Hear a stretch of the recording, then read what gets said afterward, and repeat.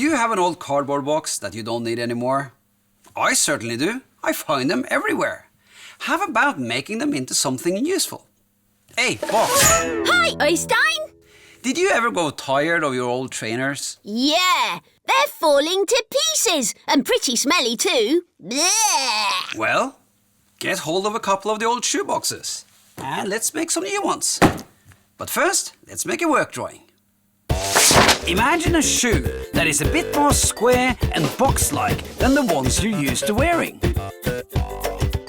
It's got the same parts as a normal shoe, only now we are going to draw, shape them and make it from a shoebox. First, we get rid of the shoes inside the boxes. Then we draw the shape of the shoes we want to make. Let's start with the ruler to make sure both sides of the shoe are the same.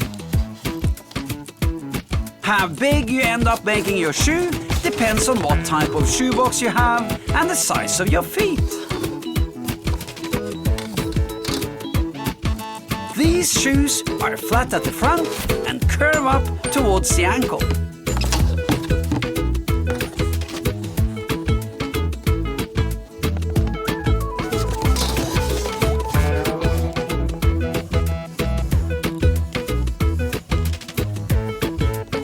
Now, draw a line right across the tip of the shoe. And our drawing is done. Nice, simple and equal on both sides. Now we are ready to... Cut! Then we need to reshape the box quite a bit by cutting and folding. First, grab an adult to help you. Then cut carefully along the red lines so that you can fold along the dotted lines. So, fold the sides in. The cardboard can be quite stiff, so take it nice and easy and shape the shoe one part at a time. Next, fold the front bit over the sides. That's what protects your toes if you decide to play football or something. The lid is perfect as an undersole for the shoe, so glue it underneath the box.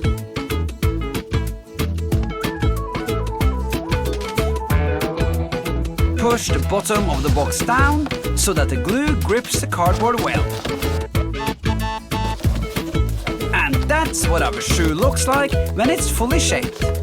Wow! I can't wait to try them, Oystein! Paint! I want my trainers to have bright colors, so I start with bright blue. First, the blue color. I recommend that you use water-based acrylic paints to make your shoes strong and waterproof so that the color doesn't run if they get a bit wet. You can get hold of acrylics at most art stores or hardware stores. Make sure you get the paint into all the nooks and crannies, and when you've done that, leave it to dry. Here's one that is already completely dry. Check it out! Isn't it nice and blue? Now we can add on the bright orange details. I've stirred up a new mix with a little white so that the paint will cover the surface better, and some red to get a strong color.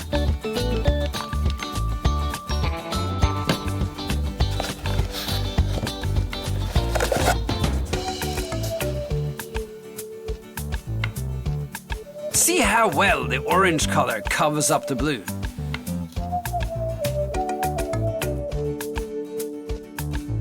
Now we can paint just about anything, and nobody will know what's underneath.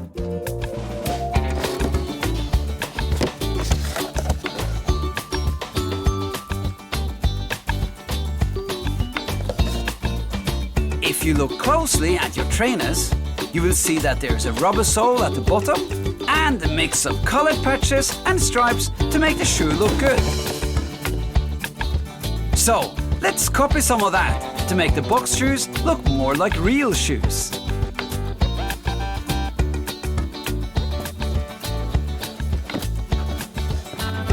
Your shoes don't have to look like my shoes. You can choose any colors, patches and stripes you'd like. They will most certainly look great. Just use your imagination.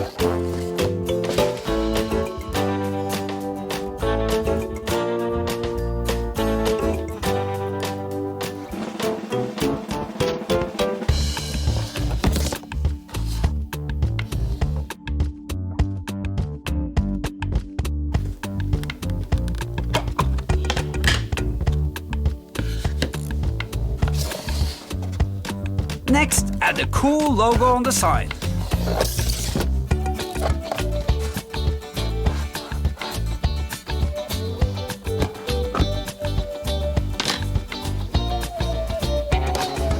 And a few red seams here and there. Red and orange are both warm colors and look great against the cool blue. White, on the other hand, is neutral and looks good against any color.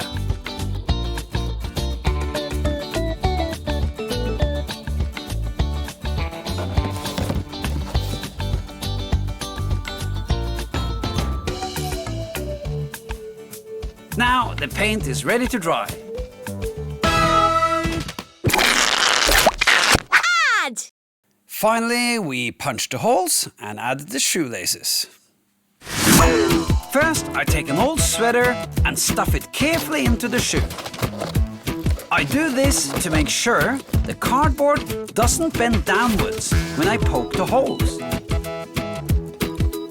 Then I mark the spots where I want the holes to be.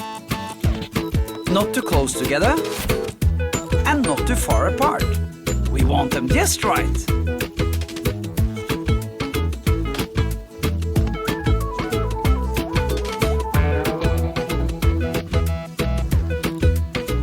Then we poke carefully through the card with the sharp scissors, while making sure our fingers are at a safe distance. My sweater will absorb the scissors if they suddenly burst through the card and will prevent them from making a big hole. You can also use a bradawl or a pointy screwdriver. Now we're ready to insert the shoelaces. Take a look at your trainers to see how they're strung up, and perhaps you'll do better than me.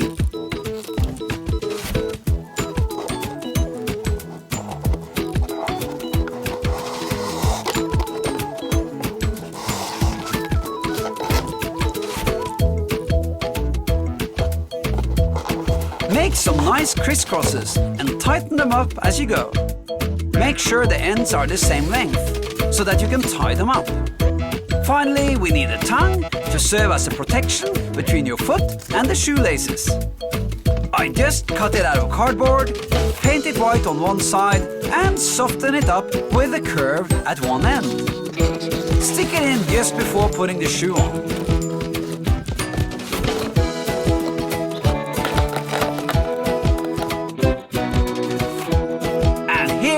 A shoe that will hit the ground running. Did you get it? Running? All you need to do now is to make another one, and you're ready for a jog. That box shape is great! It looks just like my head. Hey, let's see it one more time. First, draw the lines needed to cut, fold, and shape the box into a shoe. Then fold in the sides, put the tip of the shoe over the sides before gluing the lid onto the bottom of the box. Next, paint the shoe in bright colors like blue, orange, white and red. Finally, poke some holes and add bright orange shoelaces and a tongue.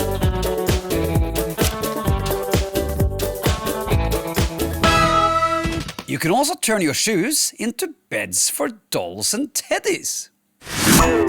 Why not loosen up the laces a bit? Add a soft duvet and pillow, and it's bedtime for Miffy and Fluffy. Box, can you come up with any more ideas? Well, you could make some other types of shoes, like these leaping leopard running shoes.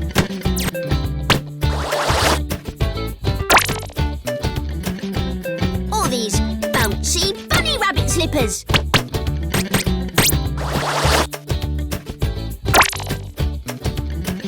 Or how about some crazy crocodile shoes?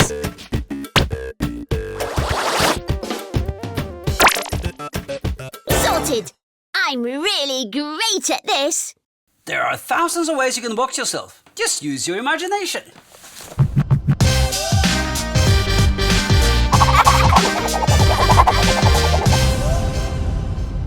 Well, that was an okay video, I guess. But anyway, there is so much more. You can't stop the craft train.